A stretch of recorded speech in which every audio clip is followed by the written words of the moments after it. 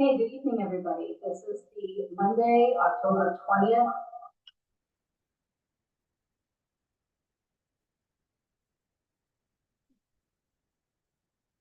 This is the Monday, October 20th meeting of the Select Board. With me, I have our clerk, Ellen Rosenfeld, our vice chair, Craig Schultz. I am Erin Underhill, the chair. We have Mike Kaczynski, our town administrator, and Victoria Schindler, our HR generalist. She's filling in for Karen. She's filling in for me. We have a packed agenda, so we're going to get rolling right away. And because we have standing room only in here, we're probably going to move these guys up a little bit. So the first thing we have are some announcements. I'm going to take these slightly out of order too. The first announcement is there is a Touch a Truck Halloween party, which is always a great time for the little ones. It's Saturday, this coming Saturday, October 25th, from 1 to 3 at the Veterans Memorial Building. Admission is 1 bag of unopened Halloween candy, and you can come all dressed up and see the different vehicles that are here. And there is the pumpkin drop, which is also very popular. So check that out. On the same day, sort of within the same time frame, the Millis Lions are having their second annual holiday bazaar. And this is a craft fair with different vendors, food and drink available. And that is at the Millis High School from 10 to 2. So you can check that out first, and then you could go over to the touch truck.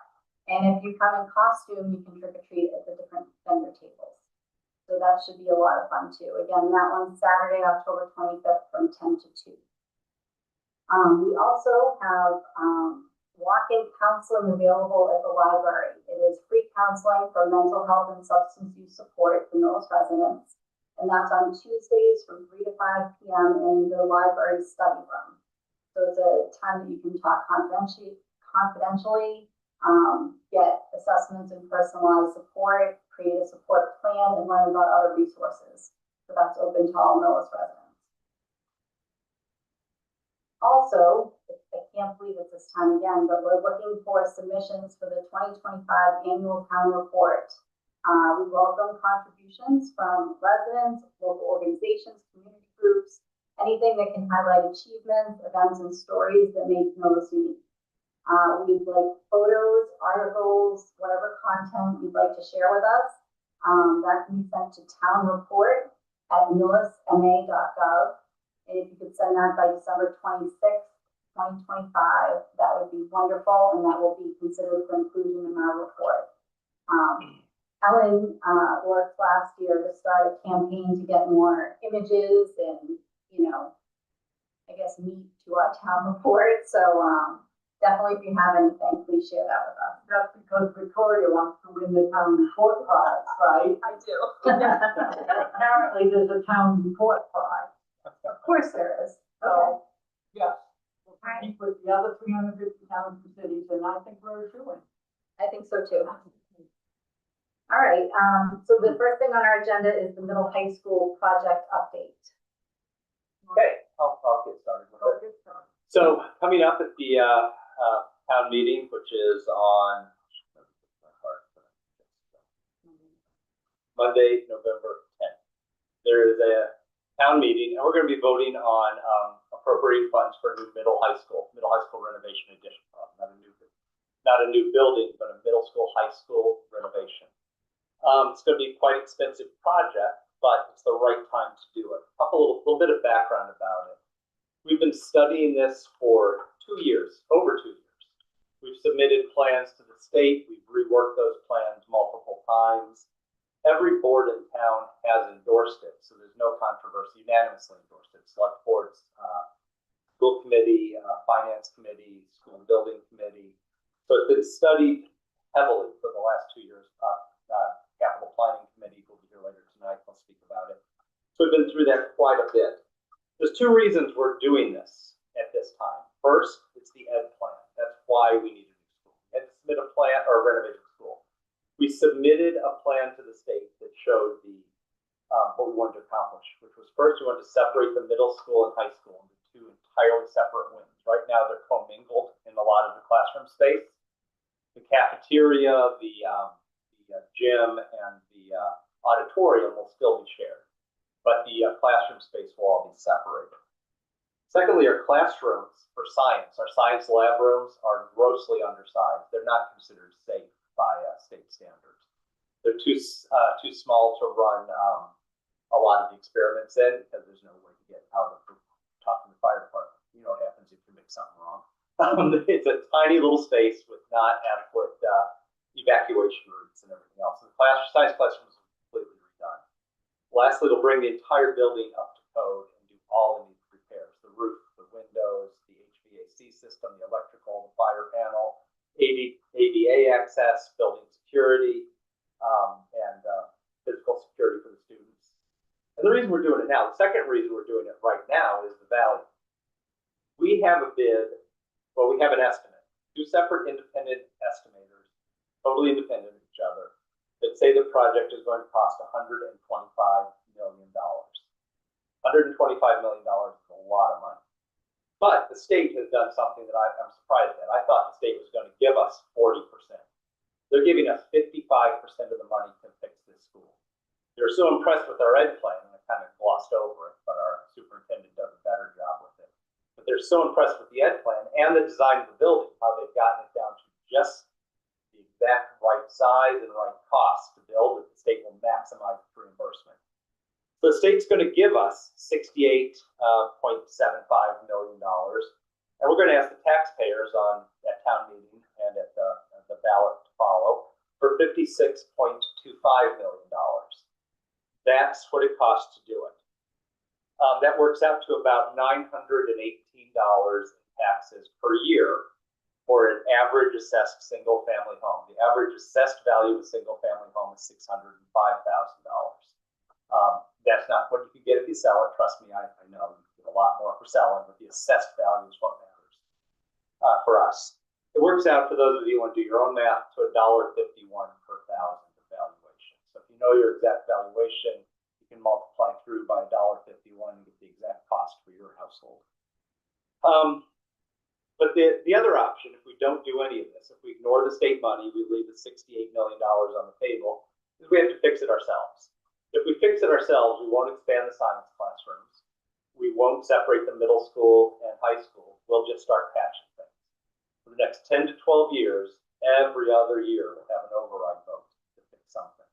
So the first one is the windows and the roof, and that's $10 million right there, right off the bat. Windows, roof, and some HVAC work, $10 million. $0 reimbursed from the state. When you get done with the full 12-year cycle, you're at about $75 million, and all you've done is repaired. You haven't expanded, you haven't improved, stopped the roof from leaking, you fixed the HVAC, you replaced the fire control systems and improved some ADA and improved the ADA access, but it's still the same building. So that works out to $75 million with $0 contributed by the state, which means that would cost the average household about $1,217 per year on taxes. So we're in a unique position where we can actually do what the building needs for $918, or put Band-Aids on it for $1,217.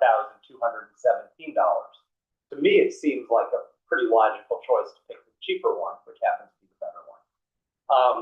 There is no do nothing option. The roof leaks already. If we keep it leaking, we're going to have a mold problem. The windows don't close, they leak, they're drafty, it'll save us on energy. The boiler needs replacing eventually anyway. Fire control panels need to be updated to the newest code. Not that they're unsafe, but there's newer versions. Building ADA access needs to be improved, brought up to code. So all those things will happen for the cheaper option, and it'll make it a better school for less money. I think that's the big point. And again, as I said, it's been endorsed by all the full boards. Now, if we just wait, because some people say it's not the time, things are difficult for families, so let's wait a few years. Anybody know what happens to construction costs as we wait? They don't go down, I promise you that. A neighboring town waited 5 years because they didn't pass. They tried for one, it didn't pass. They came back 5 years later with almost exactly the same plan. 50% increase in cost over 5 years.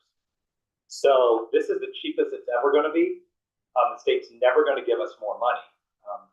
And I'm concerned how long this program will go with state funding, quite honestly. But the money we have is safe. It's money in hand right now that comes from the sales tax.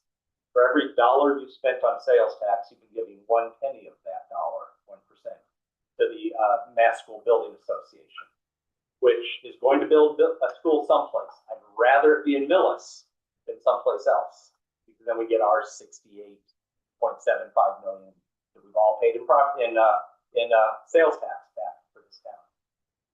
That's my update on it. I like that update. Yeah. Yeah, there is kind of a rumor going around that this money's not safe. Because a lot of the federal money has been pulled back.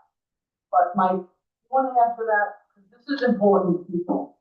This is a contract with the state. So, Yeah, so the town actually signs a contract with the MSBA, which is the largest department within the state. The MSBA has full control over these funds, as was mentioned by Selectman Schultz. And these funds are already in the hands of the state in their treasury, and it's totally unrelated to any grants or funds from the federal government. And since this program was enacted under the Romney administration, there's never been a town that has not gotten the money that has followed the rules. There's zero risk here. This bunch of money. Just to put another point out there too, there are 2 votes that are needed, and it's not 2 votes. Why are we voting twice? 2 votes. They do totally different things. The first vote allows us to borrow money. That happens at town meeting, and that takes a 2/3 majority to pass that vote. The second vote allows us to increase taxes to pay for that borrowing. Obviously, we can't borrow it if we can't pay for it. So without the second vote, there is no, and that's a town ballot initiative, a town ballot that happens on Monday, December 8th. The town meeting has to pass with 66% because it's borrowing, and the ballot is a simple majority, so 50% plus 1%. So that happens on December 8th on Monday. They both have to pass to have the project go forward. I just wanted to make one other point. This 55% that the state is kicking in is extraordinary. The most that they would give by law or by whatever their process is 59%, which is impossible. We were hoping to get, what, 40%? 35 Maybe to 40% is what we based our assumption. 35 to 40%, because that's what you typically get. But our architects, our engineers, our school building committee put the screws and got rid of anything that wasn't a must-have, not a want-have. This is all must-have, and they got the number to that sweet spot that the MSBA likes, and we are getting 55%, which means the state is paying more for our school than we are. It's extraordinary, and towns around us would be apoplectic that we're getting this, because it's unheard of. It's really, really that phenomenal. So kudos to everybody that's been working on it, and that's a big piece. I think that's it. Eric, anything? I just want to say thank you to you guys for being great liaisons for this project and for all the work the school building committee's done. Again, it is remarkable and it's very exciting. So Monday, November 10th at 7:30 at the middle high school is town meeting. And Monday, December 8th is the ballot vote. And there will be early voting and absentee ballots. So there should be ample opportunity. Oh, and just one more point, that if you recall back to the last town meeting, we did pass a warrant article that excluded seniors on the circuit breaker who have lived in town for more than 10 years to be exempted from property tax increases for school building construction. So that was done to address the 100 to 200 most needy people in the town that can least afford this. No, I don't want to have a taxes bill. Nobody wants their taxes bill, but there's some that truly can't afford it who've been in this community 40 and 50 years on a fixed income. So we have it needs approval by the state legislature. It needs approval of a special act by the state legislature. It's currently winding its way through the process up in Boston.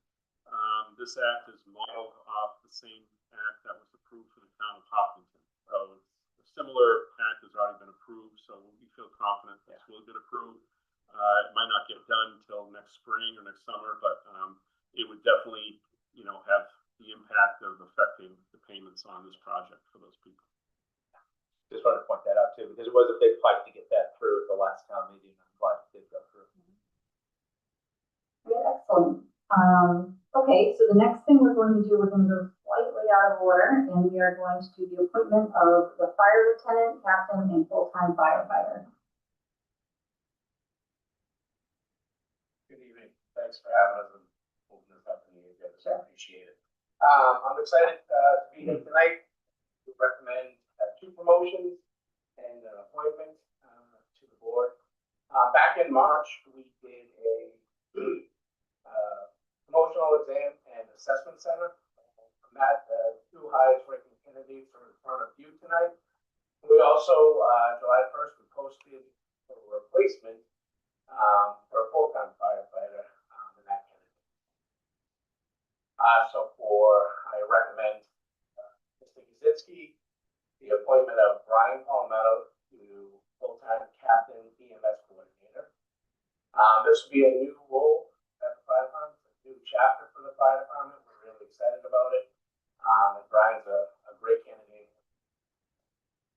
Having him take it. You want to go one by one? Or? Sure. Yeah. So, Madam Chair, based upon the recommendation of the fire chief, I am recommending that the board vote to ratify my appointment of Brian Palomento as a full-time captain EMS coordinator to the Millis Fire Department. Is that a second? Second. Oh, I'm sorry. I just saw no motion needed on the first one, and I just skipped right over it. I move the board vote to ratify the town administrator's appointment of Brian Palmento as a full-time captain EMS coordinator to the Mills Fire Department. Second. I'll just clarify, Palomento, not Palomento. Oh, I hear him snickering in his whole family. I'm just working off what I'm given. Second. Okay, it's been moved and seconded. All those in favor? Aye. Motion carries unanimously. We'll hold off to the thing, all 3, and then we'll put them at the same. Okay. The next is for a full-time lieutenant for Group D. Again, tonight I'm here to recommend Cam Wenzel for that appointment. Cam did great on both the assessment test. A great addition to the department. All 3 of these members tonight are the future of the Mills Fire Department, and I couldn't be excited to recommend to you Cam Wenzel for the promotion to fire lieutenant.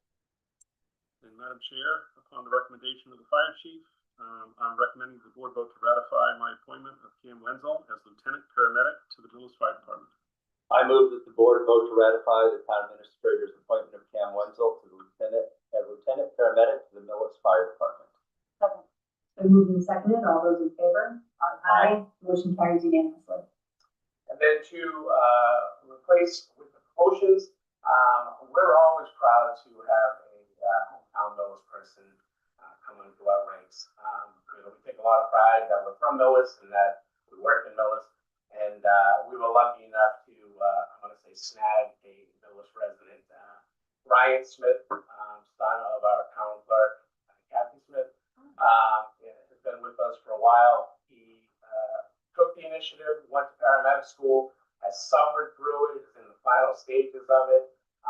He is a great candidate, and as I stated, definitely the future of the Millis Fire Department. Tonight, I'm here to recommend the appointment of Ryan Smith to full-time firefighter paramedic. Madam Chair, based upon the recommendation of the fire chief, I'm recommending that the board vote to ratify my appointment of Ryan Smith as a full-time firefighter paramedic to the Millis Fire Department. Yeah, I move that the board vote to ratify the town administrator's appointment of Ryan Smith as a full-time firefighter paramedic to the Millis Fire Department. Second. Been moved and seconded. All those in favor? Aye. Motion carries unanimously. So that I can have those up so we can pin their badges and do them on the floor. Woo-hoo.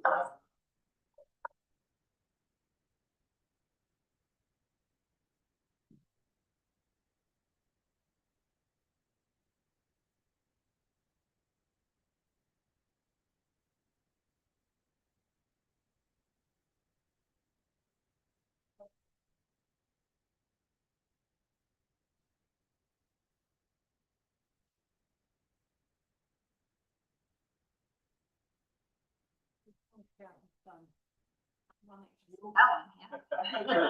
didn't want to be presumptuous. Congratulations. Congratulations. Thank you. Congratulations, sir. Congratulations. Congratulations. Congratulations.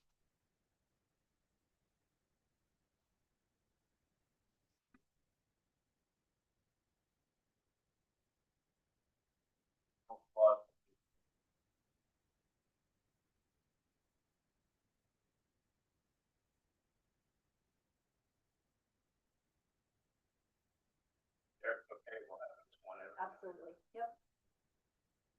Gonna do it all together, so you're gonna raise right hand, repeat after me.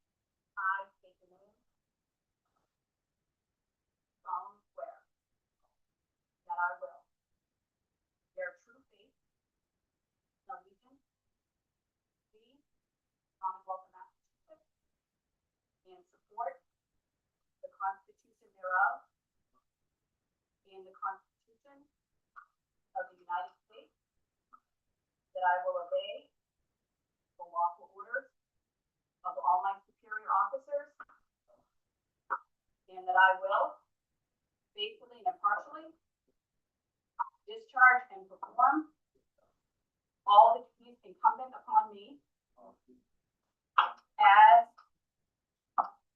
Brian Palmetto as the full-time fire captain and EMS coordinator, Cam Wenzel as full-time fire lieutenant and paramedic, and Ryan Smith as full-time firefighter and paramedic.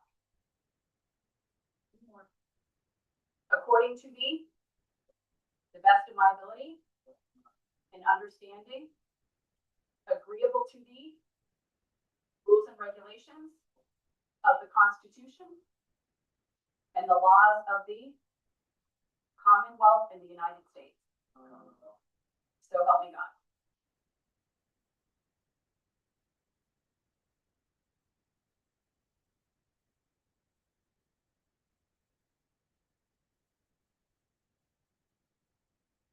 Very much. Thank you.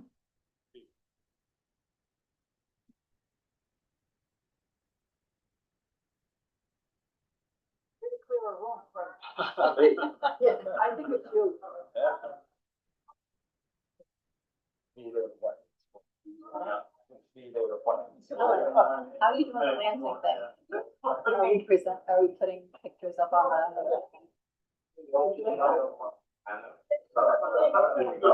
got people for everyone. I'll be quick, Ellen. Yeah, okay.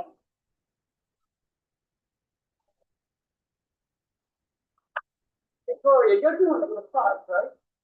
Ready? I'm ready. I'm ready. I was born ready.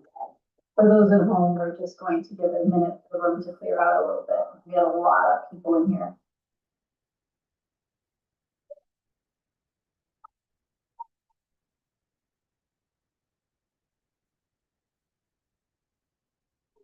How we're gonna gather up here and talk. And you guys can come to go downstairs.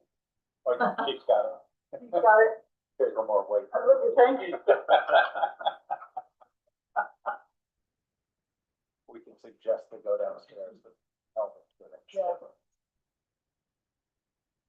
Okay, so the next thing on our agenda is our mythical moment, which is the Lansing Millis Memorial Train Station Project updates and future use discussion with Ellen Rosenfeld. Take it away. I am. Okay. So we're gonna do a little slideshow, show everybody the train station, and we're gonna start with 4 pictures that show it in disrepair. These pictures came out of a study that was done like 15 years ago, and as you can see, it's in pretty bad shape. The front building, top left, the railing is half gone. The roof is leaking, the shingles are peeling, it's a mess. So, go to the next slide. We'll show, this is when the staging was put up in the process. Erin said I only had 5 minutes, hurry up. The back of the building, it's, they started peeling the shingles, and beside it. Here we go to the front. See, this is interesting. That's a copper roof. There's a second floor. You can hop out the, get back there. You can open up one of those four windows. You can hop onto that copper roof. And it's still existing. It had a few holes in it, and we, patched and repaired them. Another thing to look at,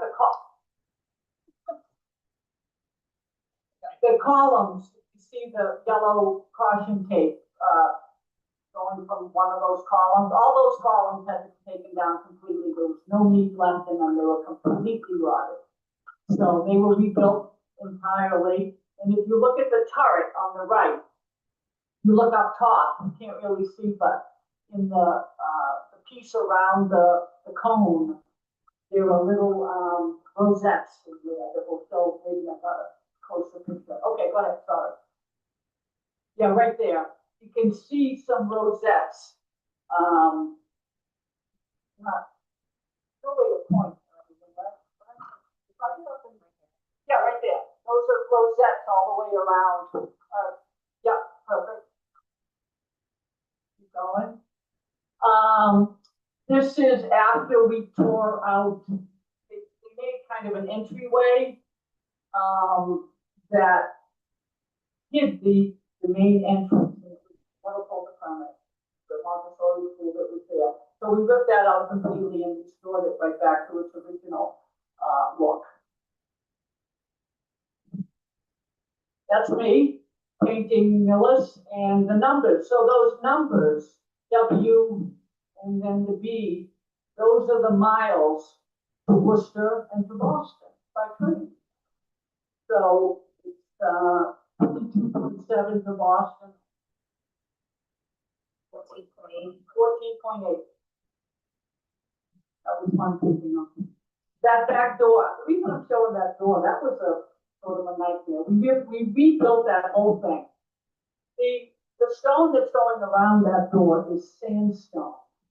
And the very bottom underneath, the way they had it built was, you couldn't see it. The door came like right down and covered that bottom piece. So we ripped the whole thing apart, pulled it back, and rebuilt it so you can see the sandstone on the bottom, which I thought was important. Anyway. And then you look on the right,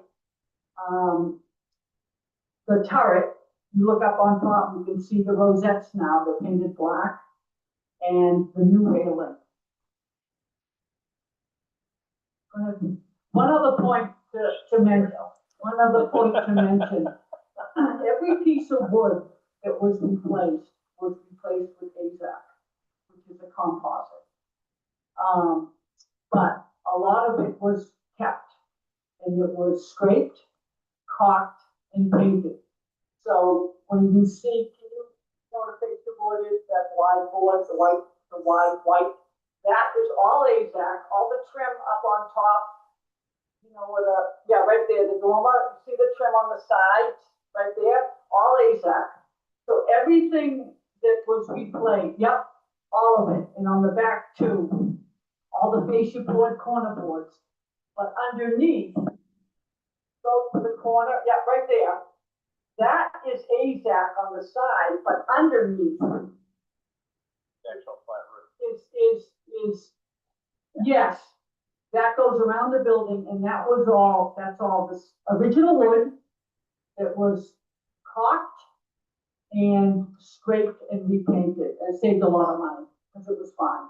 A few holes to be patched. Yes, that's really the end of it. We put a new door in on the back, go back one. There's a new door up on top of the fire escape, right up there. It's painted now, it's black.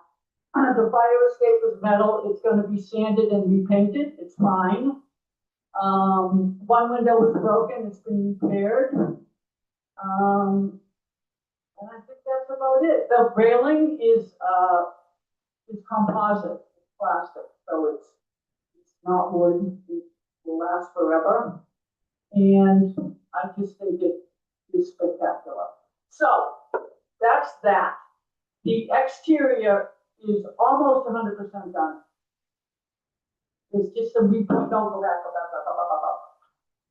so it's almost 100% done, there's just some repointing to do. Now, moving forward, Forward now? no, Okay. moving forward, the interior is a mess, but to its credit, it's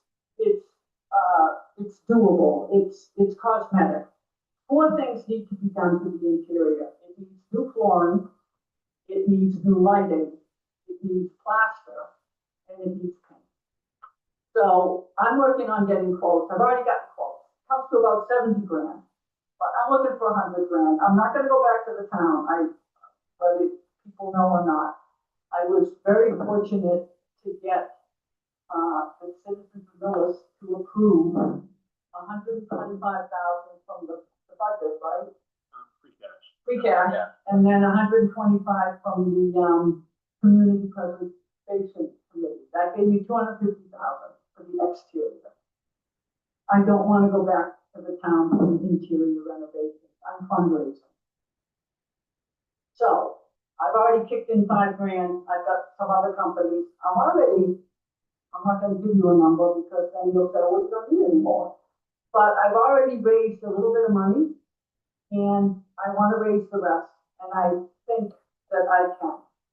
So, there's a button on, no, help me, Go to the website. right? Millis website. The first thing.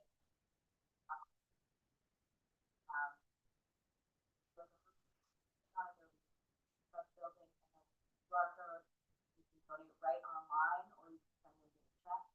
Then it's a check to Town of Millis, and then you put, train station train station. on the memo. So what are we gonna do with it? We don't know yet. But there were two, ideas that I've been thinking about. We haven't discussed what we need to discuss. 2 ideas. I don't know how feasible, I think good. One is to move the, food pantry out of the basement of the church. For 2 reasons. Number one, it's awful. It's downstairs, it's cramped. And number 2, they're concerned that the church is gonna be sold, and they're not going to have a home. That's one use. That would be on the first floor. I can envision a museum for the second floor of Millis memorabilia. Why? Because I took a trip, you can go to the pictures now, I took a trip over to Oak Grove Farm, to the second floor of Oak Grove Farm, where the Millis Historical Commission has their meetings. There are 5 rooms up there that are chock full, floor to ceiling, wall to wall, boxes and boxes and boxes. These are the few of the cleaner rooms. Furniture on the left, furniture on the right. It looks like you're in Paul Revere's house. Go to the next one. This cabinet full of stuff. Next. Just a few pictures. This is what the typical room looks like on the left. Boxes and boxes. What happens? People come to Millis, they don't have any real affiliation with Millis, or maybe their parents are here, their siblings, whatever, and they're cleaning out the houses and they find stuff that they think is interesting and they come and they bring it down here, or they bring it to historical, and they take the boxes and they put them just like that. They don't open them, they have no place to put them. So if we could catalog them and make like my mother did with the collection here, the stuff on the right, those chairs, those apparently are the chairs from our opera house. I didn't even know we had an opera house, but we did, and those are the chairs from the opera house, those stacks. There are plans and maps, hundreds of them, just leaning up against walls on the floor. You don't even know what they are, they're from the 1800s. There's so much stuff. One more. Over on the right, that's a player piano that actually works, which is incredible. The middle piece came from Herman Shoe. Over the left, there are a couple of antique dolls. It's too much stuff, and honestly, it's a match away. It's a match away from not existing, because it is what it is. So that would be, at the present time, those are a couple of uses that I think would make sense for that building. That's all I got. Emily did a fantastic job of that. Did I make it under 5? No, but, Am I kidding, right? no, but you did a great job at the train station. Since I moved here, I've just loved that building. I'm just so happy to see something happening with it like that. I have to tell you, people are there every day. There's a guy that's there from Norfolk, who just comes and sits there and watches the work. He's from Norfolk, no affiliation to Millis, and he gives me a check for $1,000. And there are people there that I just see. There was a woman there, and I know her, I knew her family, and they just sit there and they look at it. And even the people voted against it, thought, tear it down, you know what I mean? Have changed their mind. So it's something that Millis is really, not that we need to come together, but everybody can kind of agree that. He's there every day. But yeah, it's awesome. It really looks a lot better. I love the fact that being done and being preserved, and I love the fact that he's doing that with the pencil and the food field. A nice work thing. It's a piece of Millis history. Thanks, Scott. Okay.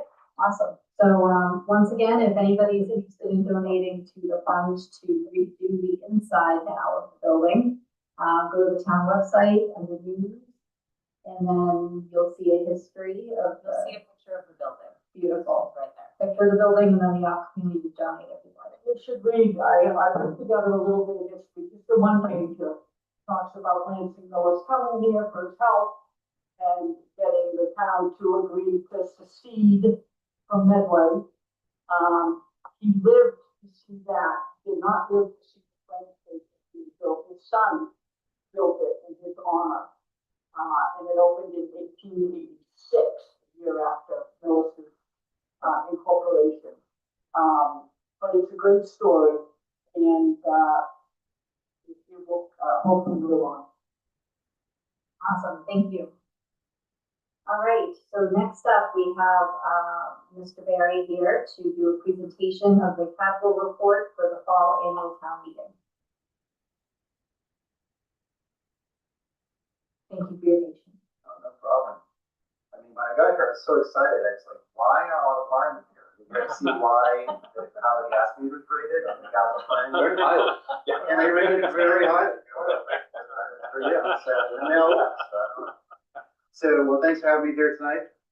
So this is my semi-annual report out to the board for the capital planning. So this cycle, just a quick reminder, so capital planning has been around since 2017, so it's about 8 years now. And we have sort of 2 jobs. One is to get an inventory of all the various capital needs of the town as best as we can assess for the next 10 years. Work with all the departments, things being missed out to try to figure that out. And then as capital requests come through, that will go in front of the town and at the town meeting, we go through a process to assess the priority of those to help select board, finance committee, other interested parties just decide which projects to move forward with. So we don't decide the project, we're just giving information that will help forward.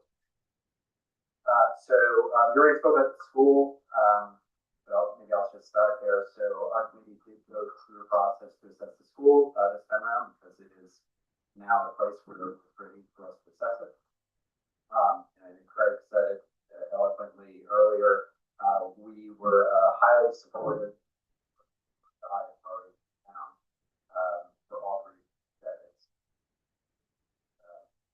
Repairs, we're able to get a lot more out of it at a lower cost than what it would be to just patch it over the next 10+ years. So our committee was highly supportive of this and rated it as one of the highest priorities.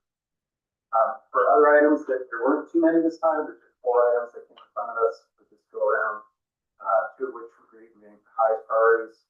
That was the gas meter for the fire department and also replacement pickup/dump truck for the DPW. And then we had 2 medium priorities, which were replacing some light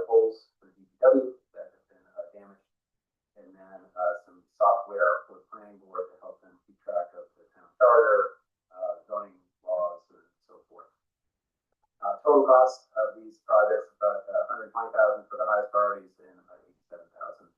For the medium ones, totaling about 208,000. So that's based, compared to prior.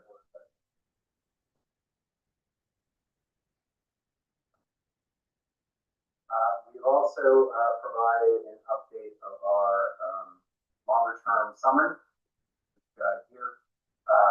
This includes the $1 million that in the school. We've got a total of $94.6 million of capital items on our view. So that obviously by far the biggest item is the school, more than half the total. Once that school is out, we've got about call it 40 million roughly of other items. Mostly these are things like replacing vehicles. For example, the W Fire Department, Police Department has a pretty good schedule of vehicle replacements. School as well. We've got those in there. Road maintenance, some enterprise needs, sewer repairs, water repair, those sorts of things that we are projecting over the next 10 years. So that's the rundown. Happy to take any questions. Anybody have any questions? Nope, pretty clear. Either. Thank you. That's. Yeah, I kept it on that. I know, Yes, you thank did. you. I'm not slowing it down. so. You win. And then Victoria doing slides for you. Just wanna, I do attend most of the capital committee meetings and, just wanna put a plug in for their hard work. They meet regularly. And they are a joy to meet with. There's a lot of history and knowledge there on that committee, and they do very good work and assist us a lot in making sure our capital plan is in great shape. So thank you to you and the committee. Thank you. Yes, thank you. And do you have software now? Oh, yes, we do. We haven't quite, we're working with the staff to get everything in there, so it's going to take a little bit of time, but yeah, like that process started. Good, fantastic. So hopefully before too long, we'll have some nice fancy reports coming out of that software. That do some different ways of looking at it together. Beautiful. Thank you very much. All right, thank you all. All right, have a good night. Okay, all right, so the next thing we have is the adoption of the comprehensive emergency plan. Oop. I move that the board vote to accept the capital planning committee report for the fall annual town meeting as presented. Second. Okay, moved and seconded, all those in favor? Aye. Motion carries unanimously, thank you, Craig. I was there for that one. We're paying attention now. Who was paying attention? First two items that no motion needed, we went out of order. So, I'm here representing our local emergency planning committee and, looking to have our comprehensive emergency management plan accepted by the town. We've been working on this for a little over a year and a half. We've worked with our representative from NEMA. We outlined policies, procedures, responsibilities for all phases of emergency management, mitigation, preparedness, response, and recovery, for the local community.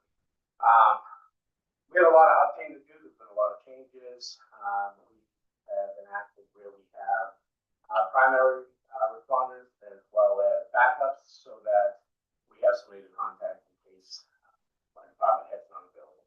And then updating just a lot of the information of where some of this information is kept. This goes almost hand in hand with our hazard mitigation plan that we're talking about next. But it's just a plan that we have to have in place for the state. We've been working on it with our LDC. We're at a great place right now where the next step after adoption will be testing it. In our group, we'll do a tabletop with NEMA, see how it works, see whether the areas we need to improve, and then we'll be doing all of them. Any questions?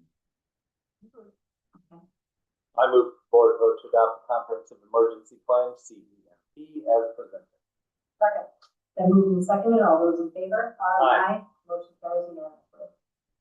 Don't go anywhere. Yep. So next is the presentation and adoption of the local hazard mitigation plan. Again, on behalf of the local emergency planning committee, I'm working with MAPC and Bob Weiss. We are here looking to get acceptance and adoption of the Millis Hazard Mitigation Plan. I'm gonna turn it over to Martin from MAPC. He has a information, show you and Thank you very much, Chief. I'll take part of your quote. This team has been a joy to work with too. And the chief and Bob and Jim McKay and about 7 or 8 other major departments, and almost every department is involved with it. So we're here tonight with a very brief presentation, and maybe I'll even figure out how to go forward. And just so you know, they want you to be 4 inches from the microphone, if you could.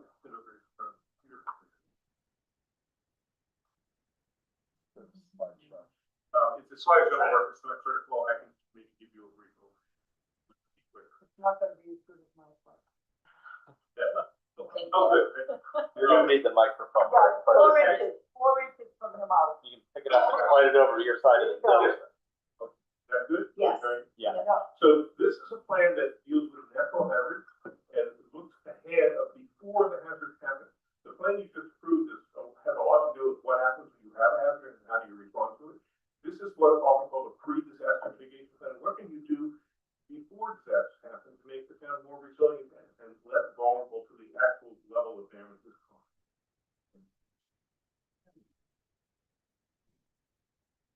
This is covering, you'll see the list of hazards, all categories of natural hazards.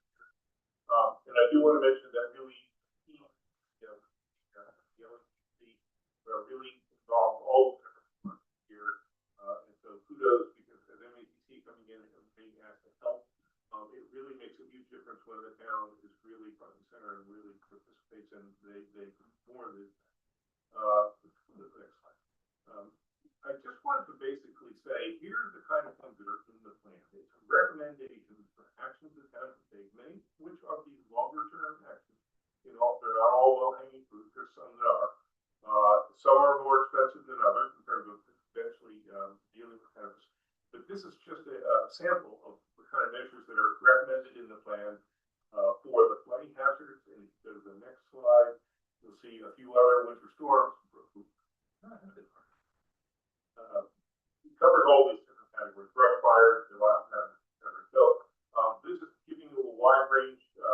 Basically, think of this as a roadmap where you can go with this kind of mitigation over the next 5 years. These are FEMA approved plans, and people want to see them renewed every 5 years or so. This one is replacing your previous plan that was actually approved in 2018, and so this was told you in good stead. And the last thing I'll mention about these, the last slide, I think, is that No, there's, you put a blank one in, so go down 1. Go down 2. Yeah, I gotta get it filled out. Victoria, get out there. No, I'm kidding. You just did such a great job on the last one. So what we have before you tonight is a request that the board adopt this plan. The plan has been reviewed by NEMA very carefully. They each had some revisions they want us to see to do. They come to the point where they're ready to approve this plan. It meets all requirements in the plan. The last step of the process, sort of administratively, is for the governing body of the community, in this case, every town and city that does the plan, just take a formal action to adopt the plan, somewhat similar to what you just did with the FEMA doesn't want to see this, plan be something that was put together by the greatest minds in the community, and then it's the best kept secret. Once it's done, and they want to see it actually adopted, and that will give it more clout and being implemented over time. When the plan is adopted by the town, we'll send the certificate of adoption, which you have in front of you, back to FEMA. They will send you then an official letter of approval plan, which will say it's approved as of this date and until 5 years later. During that 5 years, one of the benefits is that it opens up eligibility for FEMA grants for actual projects that would want to be training projects and that sort of thing. Some of the things you list in the plan could be eligible for funding. So that's kind of one of the benefits. Other than the fact that just doing a good plan like this for your own sake, has its own, hopefully, its own. So that's what's before you tonight. The plan has gone through the writer of FEMA review, and it's ready for the final step. So that was the last thing I was going to say is that, 5 years ago we did this plan, and Jim McKay was a huge help with this. A lot of DPW stuff involved, this culverts and different things. But a lot of this information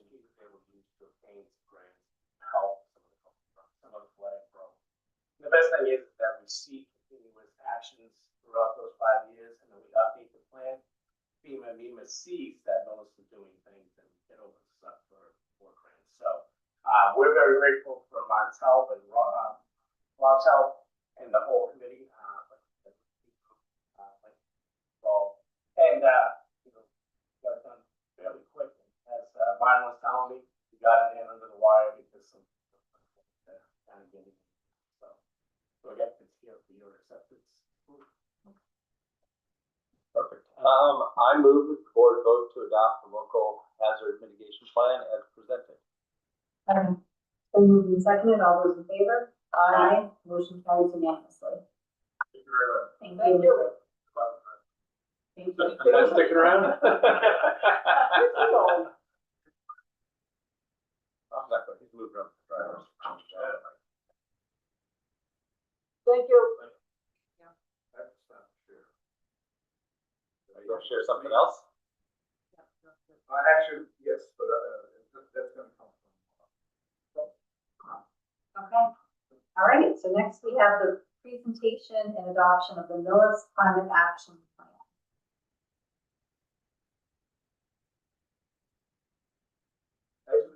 Tonight, Bob Weiss, energy here for the town. Tonight we have actually two plans. One is for the municipality itself, for our buildings, our facilities, our vehicles. The one where, the climate action plan is what we're going to talk about now. This one concerns, the public sector, the private sector, the transportation sector in town, waste, and the general environment. And with tonight, we have Craig Gibbons, who is the chair of our energy committee, and we have Cassidy. And I'll turn it over to Craig. Sure, just real quick acknowledgements, and I think we'll use as much time as possible for Cassidy. But one to thank the Energy Committee that's comprised of myself, Mr. Farrar, Mr. Barry, Mr. O'Connell, and Peter Tremaine. Also our fearless leader and diligent service to the Energy Committee, Robert Weiss, and Ellen, for making sure we're making the choices to put our best foot forward for the community as our liaison. And then also special thanks to Karen DeBarzo, also contributed to the selection committee to help find Weston and Sampson. And Weston and Sampson is here for this representative Cassidy tonight, and her colleagues, Robin Seidel, Grace Rao, and Erin Herrick. So Cassidy, thank you for your efforts, and I should be remiss in not thanking the community members that came out to the public events to share their voice, their insights, and help shape this plan. So with that, Cassidy, why don't you go ahead and take it away. Thank you. We're here tonight to talk about the Climate Action Plan, which I believe you all should have received the executive summary in your information in front of you. So this is a 6-page document that kind of summarizes our 50-page Climate Action Plan. And really the key pieces to this is, as Bob was mentioning, there's a variety of sectors that release greenhouse gas emissions, whether that's the vehicles that we drive, our buildings, when we heat and cool them. So in Millis, we first determined what the community's emissions are. So we conducted an inventory to determine those largest sources of greenhouse gas emissions, like our buildings and our fleet vehicles in the town and vehicles that residents are driving. And then we were able to focus in on those key sectors and sources of emissions to develop recommendations and actions that the Energy Committee, municipal departments, and others can take to reduce these emissions and achieve net zero goals by 2050, which the town has already adopted in other efforts. And so this plan includes 17 high priority actions that as I mentioned, the committee and departments may take on. And we've identified details associated with these actions, like who those supporting partners might be, key next steps, who other supporting partners that would need to be involved, like community members and the roles that they would play, and some of the timelines and potential emissions reductions that can be associated with the actions. So I'll briefly review some of those actions. You'll see them in the 4th page of the executive summary, and they're also included in the full plan as well. But these cross sectors such as waste, natural resources, buildings, energy, and then there's some actions that relate to multiple sectors. So kind of stepping through the list of the actions included here, I'll just highlight some of those important ones, including becoming a climate leader community. This is a program that the Massachusetts Department of Energy Resources, or DOER, offers for communities as an opportunity to get additional funding to take on projects for municipal buildings and fleets and supporting community members in their transition to net zero in their own lifestyles. And this is one that the Energy Committee and Energy Manager have been very hard working toward. So there's one piece of that left, but working toward that designation. Others include becoming a tree city, which is a similar recognition program that opens up opportunities by showing that Millis has an effective tree management program for street trees and other municipal properties. There are building-related actions included in this plan, including continuing to progress energy efficiency measures and energy cost-saving measures in municipal buildings, electrifying heating and cooling systems of municipal buildings as HVAC systems are ready to be upgraded or need maintenance, and getting solar on municipal property as well. So continuing to do many of the things that have already been in the works, and this plan helps to formalize really the need for continuing to do more of that. Some of the other actions included are adopting the Commercial Property Assessed Clean Energy Program, which is a financing mechanism that community members that own commercial properties can utilize to do clean energy projects. So this is something that the town just needs to enable for community members to take advantage of. And then now moving into some of our transportation or mobility related actions. These include transitioning municipal fleet vehicles to electric alternatives or other low emission alternatives. You all have already passed the zero emission fleet vehicle policy. So this is continuing to implement that policy since that is a priority, is looking at fleet vehicles and then more broadly vehicles registered in Millis. We similarly look at the electrifying landscaping and maintenance equipment that's used by municipal staff to manage municipally owned properties, continuing to implement complete streets priority projects that have been identified and other planning efforts as a way to help residents get out of their cars and reduce their impact from driving. And then expanding electric vehicle charging infrastructure is another strategy that's recommended in this plan to enable residents and visitors to charge vehicles when they're here in Millis and help expand access to that. And then finally, in the transportation or mobility sector, we've explored including here the feasibility of a commuter shuttle or other public transit options for Millis since residents are car dependent, and looking at what that might look like to help people get out of their cars and reduce emissions that way. I'll run through the last few measures that we've included in the plan or the actions here. The next being review and revise existing zoning and policies to better enable climate-friendly development. So thinking about, are there mechanisms that we could incentivize folks within Millis to make this transition to net zero in their homes and in their vehicles that we can modify in zoning or other policy?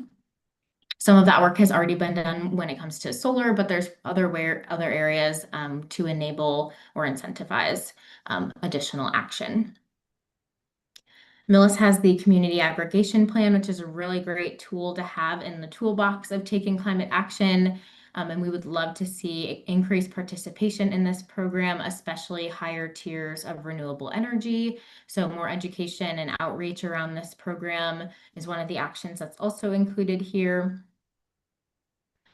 And there's several other planning efforts. I mentioned the Complete Streets Plan as one. The open space and recreation planning efforts are also another that align really well with the climate action planning efforts. So the plan also recommends to continue to implement actions that have been identified in that separate plan.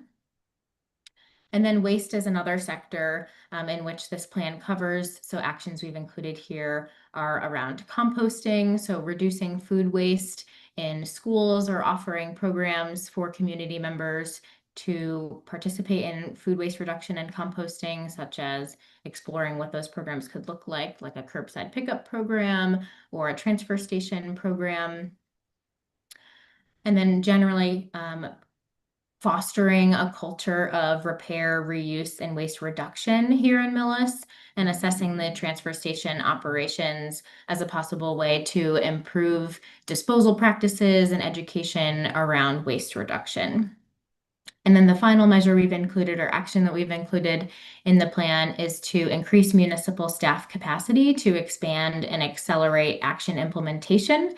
As we take on more of this work, as the committee is busy working ahead and the energy manager, more support may be needed. So there's options for bringing on interns or other ways to expand municipal staff capacity if that's increasing positions to full-time. But there's plenty of options here, but it's noted in the plan here as something that may be needed as this plan grows and as actions are implemented to help create a sustainable future for Millis. Also included in the plan, I kind of mentioned some details about each of these actions. So each action has a full page with more information on them. And we have pages that also include details around the greenhouse gas emissions reduction potential of these measures that can really help prioritize which the committee and departments may get started on first. And we also have a section that identifies community roles because climate action will take everyone, not just the committee and departments, to achieve the goals that have been set in Millis. So this includes residents doing their part, businesses, other community organizations, support from the select board and finance committee, as well as regional and state collaboration. So with that, I'll stop here unless there's any questions. Or Bob or Craig, if you would like to add anything, feel free. Just real quick, and maybe already is connecting the dots, but in 2023, we passed a bylaw for net zero by 2050. And so this is really enacting some of the motion or inertia towards that and putting together a plan, this plan and the decarbonization plan you'll hear about next, to really start to move towards that and define some tangible things that the community and municipality can do to achieve that. So this isn't part of that, as well as, and Cassie touched on this, green communities are changing from the green community designation to a climate leaders program. And so there are new and more stringent criterion to do that. This is one of those steps as part of that as well, to continue to receive the granting and funding that they've provided us over the last decade. Yeah, that's it. So tonight we're asking the board to approve and adopt the Millis Climate Action Plan, which I should mention, I don't know if we mentioned it, the committee did pass, recommend a motion to recommend the plan to the board. Okay, I move that the board vote to adopt the Millis Climate Action Plan, CAP, as presented. My chair's sliding down. He forgets one motion and he's like, I can't even hold you back. Open it for discussion so she can talk. Okay. Evidently she wants to. It's been moved and seconded. All those in favor? Let's see if Ellen has any comments They've first. done, listen, Motion carries. I go to their meetings, they do so much. When I Yeah. first got on this committee, I'm like, oh my God. But I can tell you, I don't miss a meeting. I like it. Right? Yeah, this was a lot of We work, have fun. guys. Yes, Your yes. head hurts That's a sometimes, lot of when you're done work. with it, right? Huh? Your head can hurt sometimes. Sometimes. Lot of detail. It's a A lot lot. of data. Yeah. A lot of data. But I found this really interesting in the list that Cassidy just went over was I see a lot of things on here that seem quite attainable in the near future versus something that, I'm sure there's plenty of other things that are gonna take us a while to put in place, but there's definitely some light lifts in here, so. We hope so, yeah, some low hanging fruit. Another big part of this too is just to be sure it's equitable, so that these opportunities are accessible to the entire community. And so, thank you. I should mention, tomorrow evening at the Energy Committee's meeting, we will have a student, a senior from the high school who wants to talk to the committee about a project in composting food at the school. So that's number 14 On on the list. the list. So we're gonna actually get going right away. Great. It's great. Okay, wonderful. Thank you, guys. So this one is all set. So we are now, Pass that? we did. You did, okay. We did. Yes, we do. So the next one you have is to vote to adopt the Millis Municipal Decarbonization Roadmap. Right, and as I mentioned, I'd like to just clarify, the climate action plan, you just heard, as a whole, all of Millis. This pertains to the decarbonization of the town's buildings and facilities and the vehicles. The Energy Committee voted to endorse the roadmap at its October 13th meeting, their last meeting. We're gonna make 3 tiny grammatical changes to this before we do send it in, but they're all a matter of grammar, really. And again, this is part of what the 2023 town meeting resolution that was passed, and this is part of it as well. It's, as Cassidy mentioned, this is one of 6 steps towards becoming climate leader. A community, which is much like the green communities, is much stricter, doesn't focus so much on energy efficiency. This report focuses, or the climate leaders focus on decarbonization. Much more generous grants. The first grant can be as much as $1 million for a particular building, so we can decarbonize. We're asking the board tonight to approve and adopt the municipal decarbonization roadmap. Are there any questions? Okay, I move that the board vote to adopt Millis Municipal Decarbonization Roadmap as presented. Second. It's been moved and seconded. All those in favor? Aye. Aye. Motion carries unanimously. Well, that was easy. Thank you for your time. Thanks. Thank you. Thanks.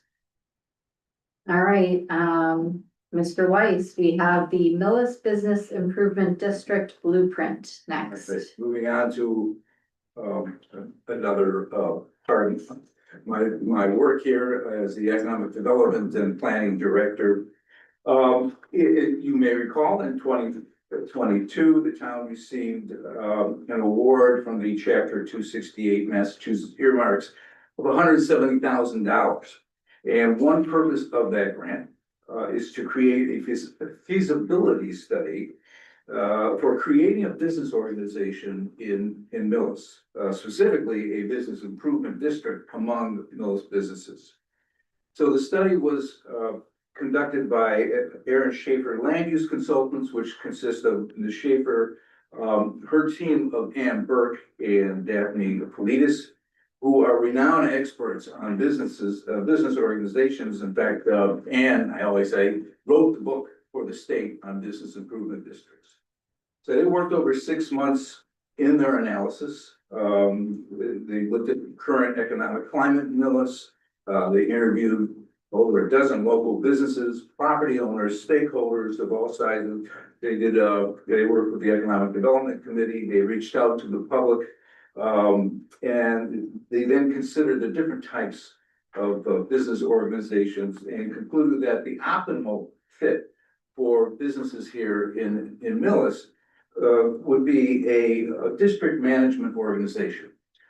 A district management organization is less formal than a business improvement district, but it can accomplish the same things. So tonight we're asking, and the Economic Development Committee reviewed the document and satisfied with its contents, its analysis, but since this is an informational guide for the town, no vote is necessary. So you don't have to accept this one. I just want to make sure you folks have seen it. We'll have it on the Economic Development web page so that the public can review it. Okay, fantastic. All right. And you are still up here, so we have the vote to accept and sign the fiscal year 25 Green Communities Annual Report. Thank you. As you know, since 2015, Millis has been a green community. And that has helped to reduce our energy use in spite of large growth that we've had. Every autumn, we're responsible to report our annual energy usage to the Department of Energy Resources. This year's report shows that we had an overall reduction of 14.9% in greenhouse gas emissions from our base year of 2015. So that reduction really is the result of 10 years of work, $880,000 that the Green Community Division has helped us invest in energy conservation measures. And we've also received considerable money to match that at a percentage from the utility. So it's very close to $1 million.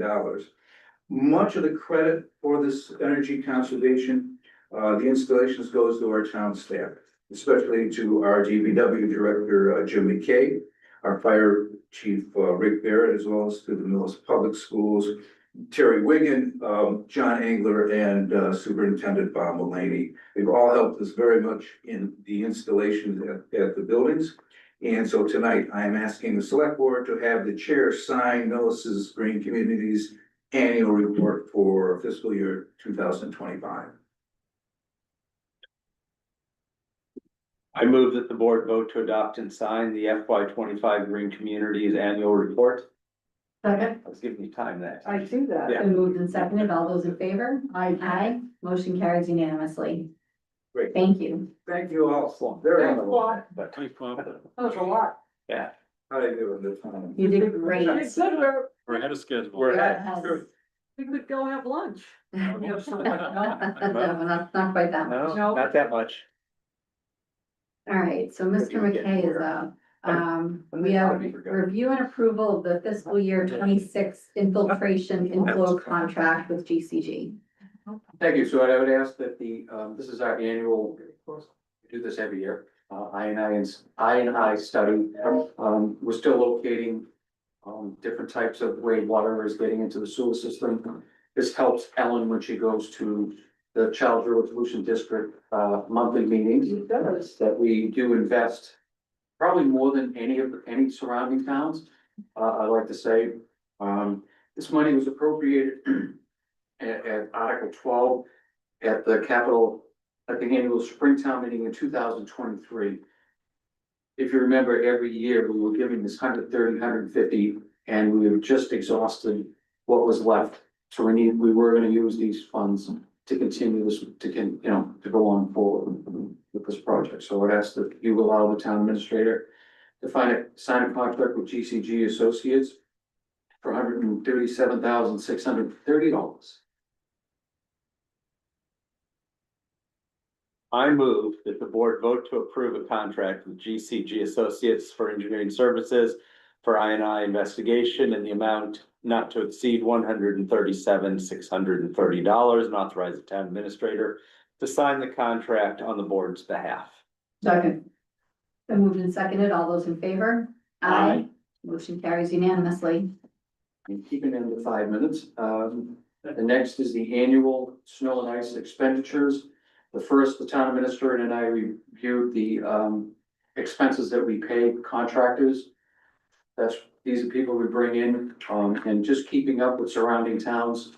I did give you a copy of the list of what we're paying contractors. It's a lot, but they're also, one doesn't forget, I mean, they're giving us insurance policies for anything that they put on the road, and it's very, very expensive.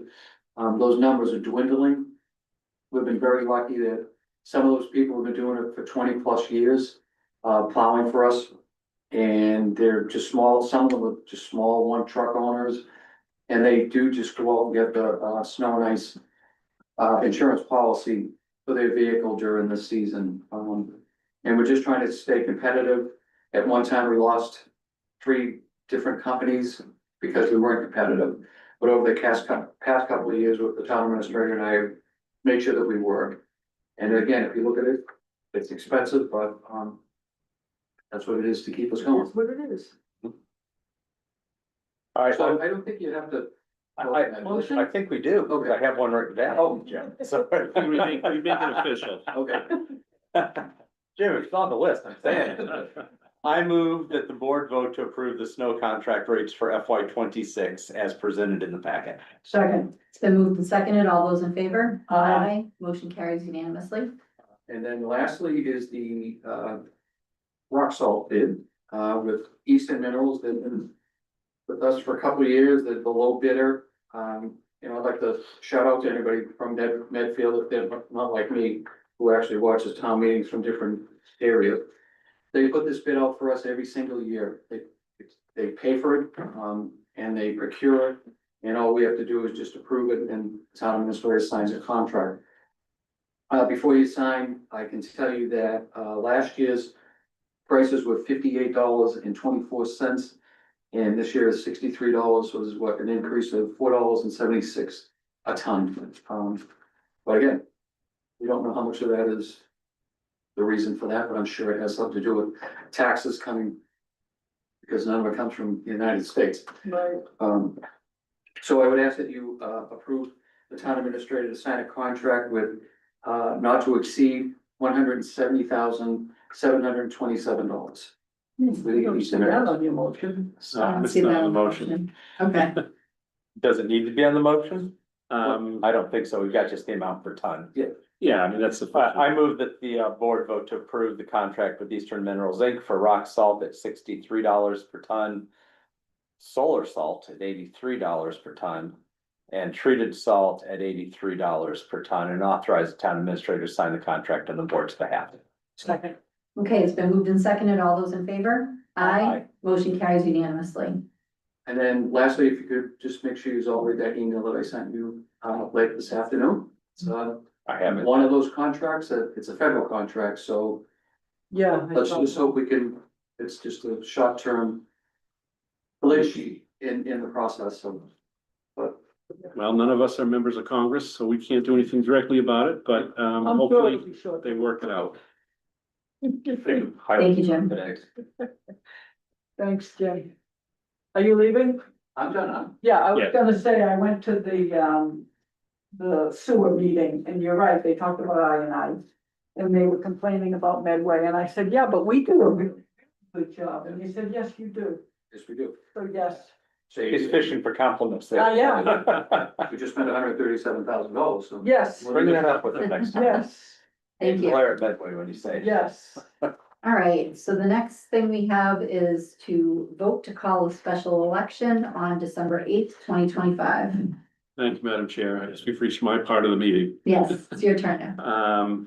So this evening, I am recommending that the board vote to call a special election to be held on Monday, December 8th, 2025, from 7 a.m. to 8 p.m.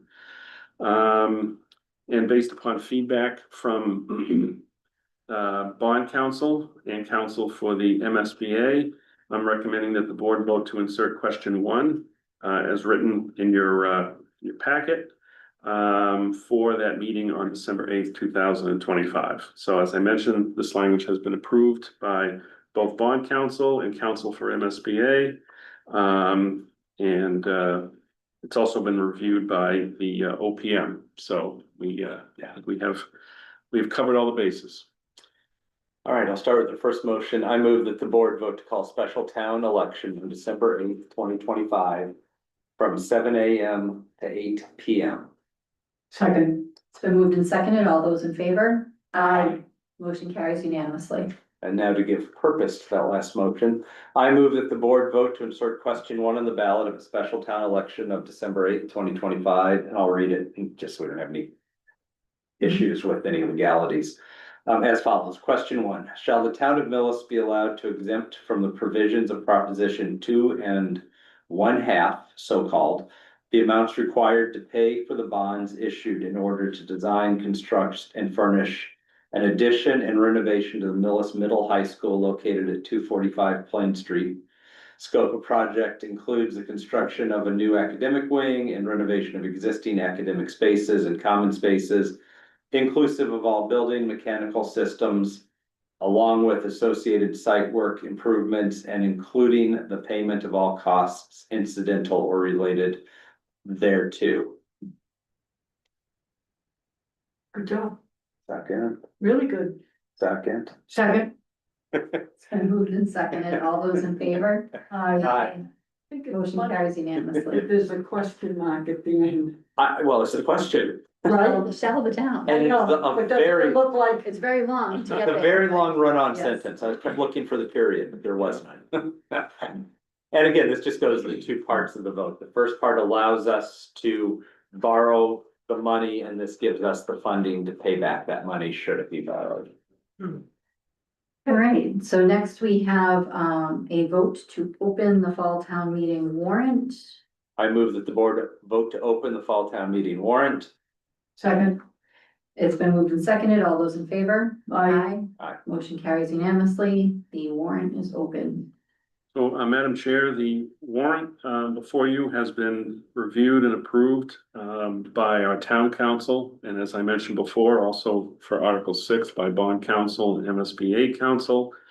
There's only a few minor changes that I'm recommending the board consider, making this evening. The first is simply changing the order of two articles, swapping places of Article 3, which is the sale of a parcel, and Article 11, which is the commercial gas powered leaf blower noise, just to switch those two. And also, to make a change to the new Article 3, by removing the words "or high school student working as a self-employed sole proprietor" from the last sentence of the first paragraph of section 51.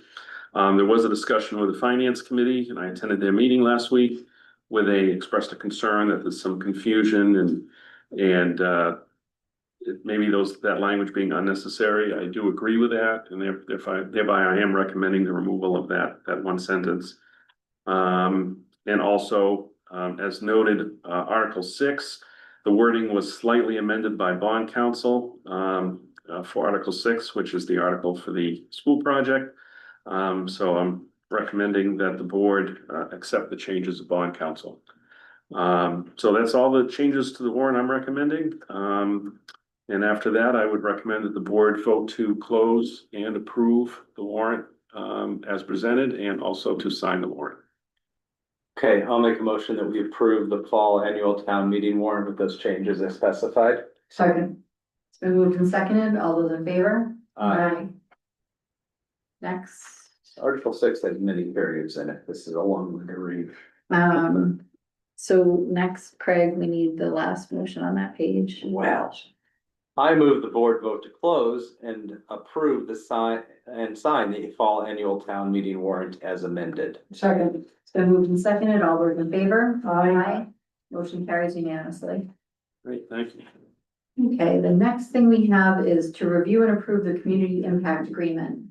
Thank you, Madam Chair. We do have an agreement presented by Community Impact. They've actually been working since July 1st. We have not paid them yet. We haven't gotten around to signing the contract, so they've been working on good faith.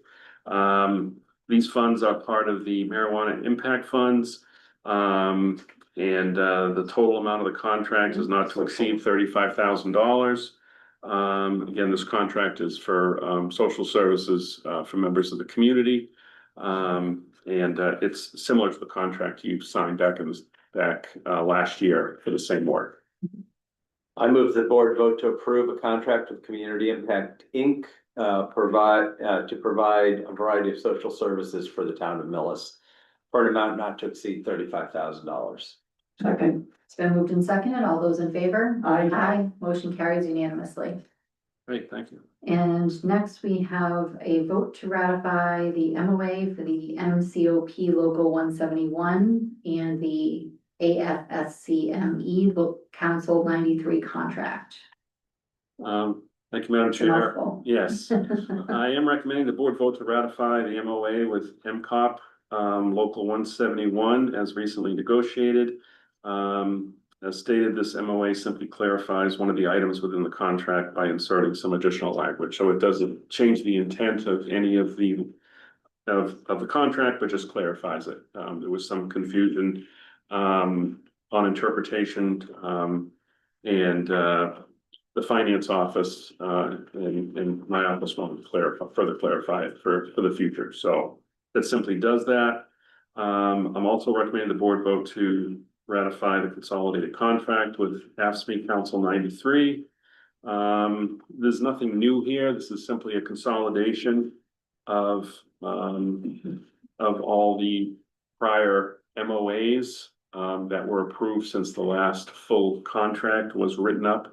So this is basically just combining all that into a single contract, which we need to get this done to avoid confusion going forward. All right, I move the board vote to ratify a memorandum of agreement with Mascot Local 171 as presented.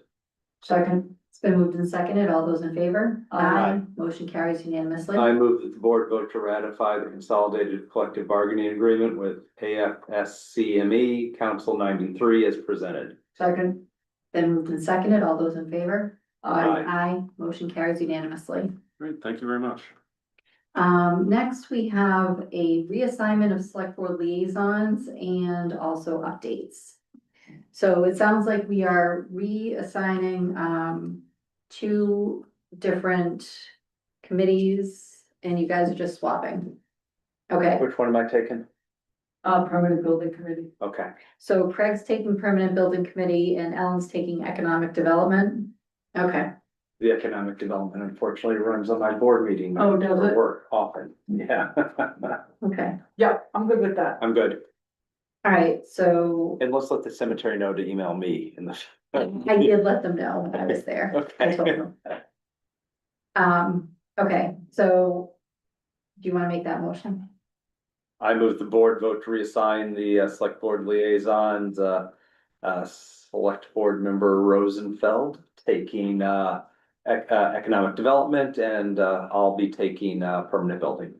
Second. Okay, moved and seconded. All those in favor? Aye. Okay, do we have any liaison updates? I already gave you mine from the Charles River Pollution Yep. Control. Mine was stolen by the presentation tonight. Okay. And I Oh, went and to, energy.